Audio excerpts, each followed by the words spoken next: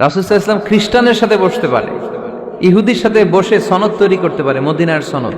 কিন্তু আমরা মুসলমানের সাথে বসতে পারি, একজন আরেকজনের ছায়া দেখতে পারে না।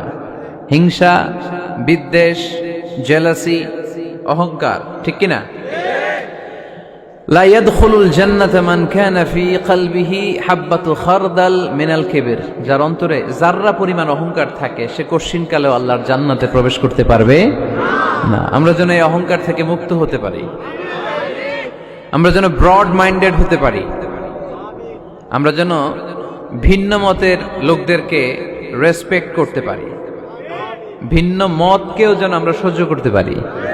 আমাদের দেশে এত কাদা ছোড়াছুরি, এত মারামারি কেন জানেন?